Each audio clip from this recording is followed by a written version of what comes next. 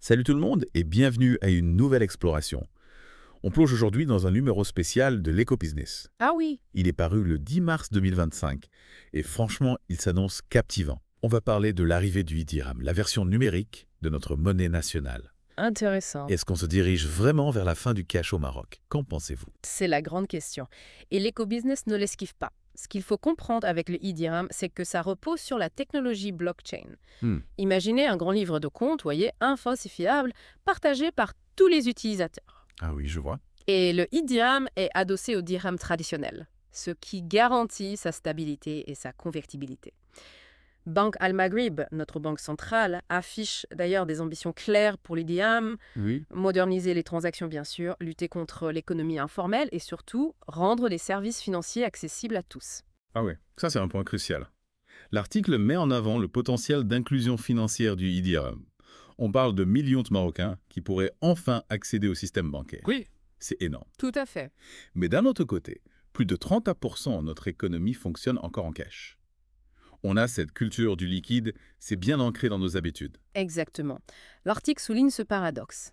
Il y a une certaine méfiance envers les banques historiquement, un sentiment de liberté associé au cash. Oui. Mais gérer tout cet argent liquide a un coût en termes de sécurité, d'efficacité économique. Alors que la traçabilité du e-dirham, c'est un atout majeur pour lutter contre la fraude fiscale, le blanchiment d'argent. Et qui est important de souligner, c'est que le e-dirham, ce n'est pas une crypto-monnaie, comme le Bitcoin. Non. Qui fluctue au gré du marché. Le e-dirham est émis et contrôlé par Banque Al-Maghrib. Ce qui garantit sa stabilité et son alignement sur nos régulations financières. Qu'est-ce que ça vous inspire? Est-ce que c'est un gage de confiance ou est-ce que ça limite le potentiel du e-dirham? C'est un débat important. Certains y voient une garantie de stabilité, d'autres s'interrogent sur le contrôle accru de l'État. L'article explore ces deux points de vue.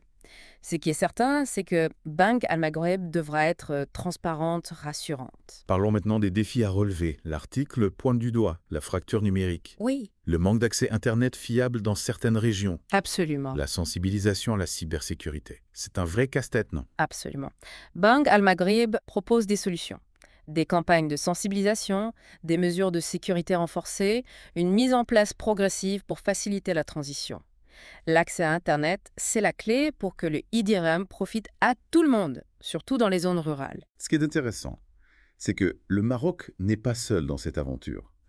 On assiste à une vague d'intérêt pour les monnaies numériques de banque centrale. L'article cite le Brésil, l'Union européenne, plein d'autres pays. On est en plein dans la course. Oui, et le Maroc, de par sa position géographique entre l'Europe et l'Afrique, a un rôle clé à jouer. Imaginez, le e-dirham pourrait devenir une référence sur le continent, Ah oui. une monnaie de référence pour les transactions transfrontalières. Et l'article va plus loin. Le e-dirham, ce n'est pas que des paiements. On parle de modernisation de l'administration, de transparence accrue, Oui. de développement d'un écosystème fintech. C'est un vrai levier de croissance économique, non? Exactement. L'article met en avant le potentiel du e-dirham pour attirer les investissements étrangers, stimuler l'innovation, créer de nouvelles opportunités pour les entrepreneurs marocains. C'est un signal fort envoyé aux marchés internationaux. Tiens, on a bien parlé du sérieux, mais l'article nous offre aussi une petite touche d'humour. Il y a une tribune intitulée « Et si on fêtait tout en mars, mesdames ?»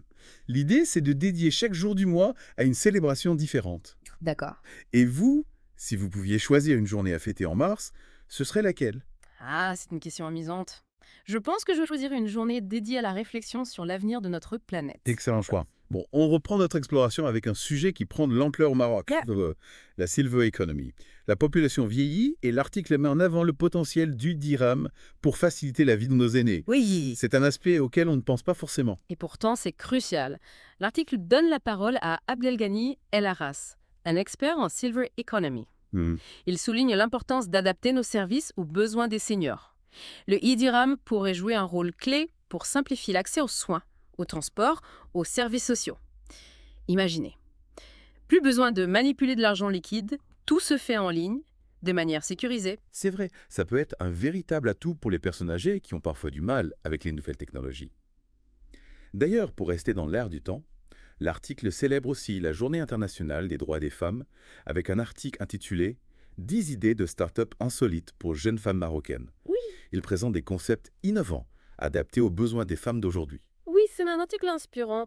On y découvre des idées comme une plateforme de e-commerce pour l'artisanat local, un service de conciergerie pour les mamans débordées et même une agence de voyage pour femmes voyageant seules. C'est un bel exemple de l'esprit d'entrepreneuriat féminin au Maroc. Absolument. Et pour finir cette première partie de notre exploration, on ne peut pas ignorer l'actualité internationale. L'article aborde les nouvelles régulations américaines sur les bitcoins. C'est un signal fort de la part des États-Unis, non? Tout à fait. C'est une tentative de Washington de prendre le contrôle du marché des crypto-monnaies. L'article analyse les possibles réactions de l'Union européenne et des BRICS. On assiste à une véritable bataille pour la domination de cet univers numérique. Le monde est en pleine mutation et le e-dirham arrive à un moment clé. On se retrouve très vite pour la suite de notre exploration. Restez avec nous. En parlant de bataille, un aspect crucial du e-dirham mérite qu'on s'y attarde, sa sécurité. Oui, absolument. L'article détaille les mesures mises en place par Bank Al-Maghrib pour garantir des transactions fiables et transparentes. On parle d'une blockchain privée, sécurisée, vérifiable. Oui. Bien différente des systèmes décentralisés, parfois opaques, de certaines crypto-monnaies. C'est rassurant parce que la sécurité, c'est une préoccupation majeure pour beaucoup de gens. On se demande tous si nos données sont vraiment protégées dans cet univers numérique. L'article aborde aussi la question de la traçabilité des transactions. Oui. C'est un sujet sensible, Qui soulève des interrogations sur le respect de la vie privée. Oui, c'est un débat complexe. L'article souligne que la traçabilité est un atout pour lutter contre la fraude fiscale, le blanchiment d'argent, le financement du terrorisme. Bien sûr. Mais il est essentiel de trouver un équilibre entre sécurité et liberté individuelle. Bank Al-Maghrib devra faire preuve de transparence sur l'utilisation des données, garantir la confidentialité des informations personnelles. D'accord, on comprend mieux les enjeux. Mais concrètement, comment va-t-on utiliser le e-dirham au quotidien? Est-ce que l'article nous donne des exemples précis? Absolument. Le processus d'adoption est décrit en détail. Il faudra d'abord créer un portefeuille numérique, soit via une application mobile, soit via un service bancaire. D'accord. Ensuite, on pourra alimenter ce portefeuille avec des dirhams classiques ou recevoir des paiements en e-dirham. Et ensuite, on imagine qu'on pourra payer avec notre téléphone dans les magasins, régler nos factures en ligne, envoyer de l'argent à nos proches. Ça a l'air assez simple, finalement. Oui, l'idée c'est de simplifier la vie des utilisateurs. L'article met en avant la rapidité, la simplicité et la sécurité du e-dirham. On pourra faire des transactions instantanées, 24 heures sur 24, 7 jours sur 7, sans avoir à se déplacer, ni à manipuler l'argent liquide. C'est une vraie révolution dans nos habitudes de paiement. Mais est-ce que tout le monde est prêt à adopter cette nouvelle technologie? Je pense notamment aux personnes âgées qui sont parfois moins familières avec le numérique. C'est un défi important pour Bank Al-Maghrib, oui. L'article insiste sur l'importance de l'accompagnement et de la formation. Il faudra mettre en place des campagnes de sensibilisation, des tutoriels, des points d'information pour aider les citoyens à s'approprier le e-dirham. Et les banques, quel rôle vont-elles jouer dans tout ça? Un rôle essentiel. Elles devront proposer des solutions simples et intuitives pour gérer nos comptes e-dirham. L'article évoque la nécessité d'une collaboration étroite entre Bank Al-Maghrib, les banques commerciales et les acteurs du secteur, fintech, pour créer un écosystème favorable au développement du e-dirham. On sent une réelle volonté de faire de cette monnaie numérique un succès national. Mais il faut aussi penser à l'impact du e-dirham sur la scène internationale. On a vu que beaucoup de pays se lancent dans la course aux monnaies numériques. Est-ce que le Maroc risque d'être distancé? L'article se montre plutôt optimiste. Il met en avant les atouts du Maroc. Sa stabilité politique, son dynamisme économique, sa position géographique stratégique. Le e-dirham pourrait devenir une référence en Afrique. Ah oui? Un modèle pour d'autres pays qui souhaitent se lancer dans la digitalisation de leur monnaie. C'est encourageant. Le e-dirham représente un enjeu majeur pour le Maroc sur le plan économique, social et technologique. Mais n'oublions pas que c'est une innovation récente. Oui. Qui soulève encore beaucoup de questions. Tout à fait. L'article conclut en soulignant la nécessité d'une réflexion approfondie sur les implications du e-dirham à long terme. Il faut anticiper les risques, adapter la réglementation, garantir une gouvernance transparente et responsable.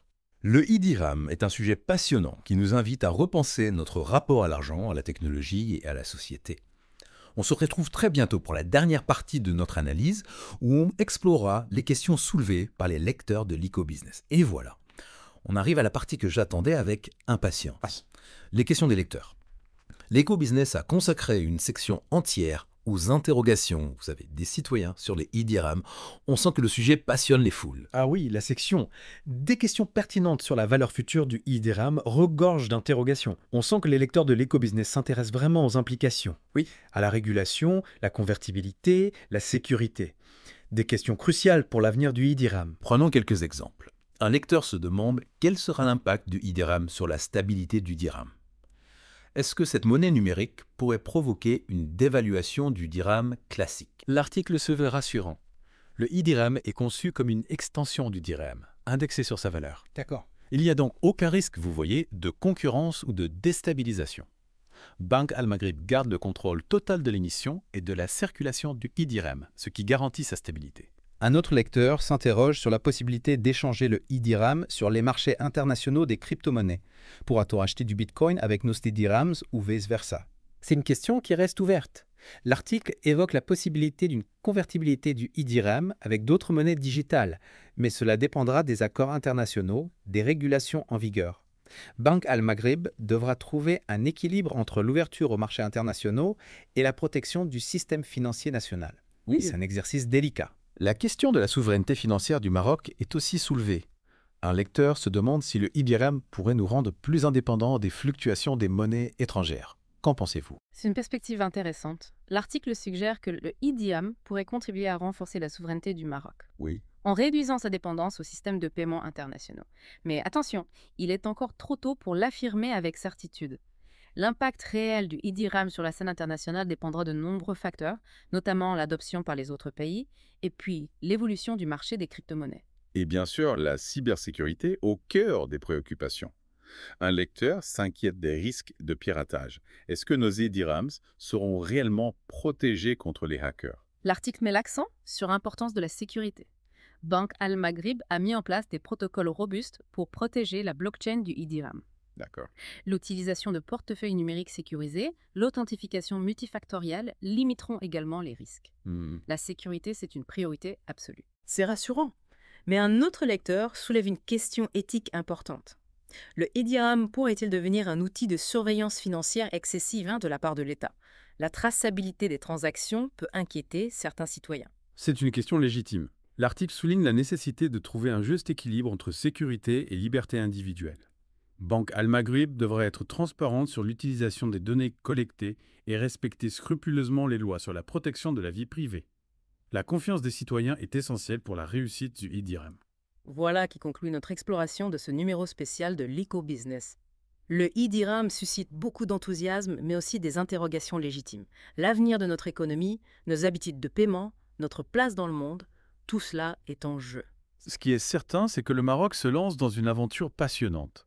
Le e-dirham est une innovation majeure, porteuse d'opportunités mais aussi de défis. Oui. C'est à nous tous, citoyens, entreprises, institutions, de construire ensemble l'avenir de cette monnaie numérique. Merci de nous avoir accompagnés dans cette plongée au cœur du e-dirham. On espère que ce deep dive vous a éclairé. N'hésitez pas à partager vos réflexions sur les réseaux sociaux avec le hashtag #VeDirhamMaroc. À bientôt pour une nouvelle exploration.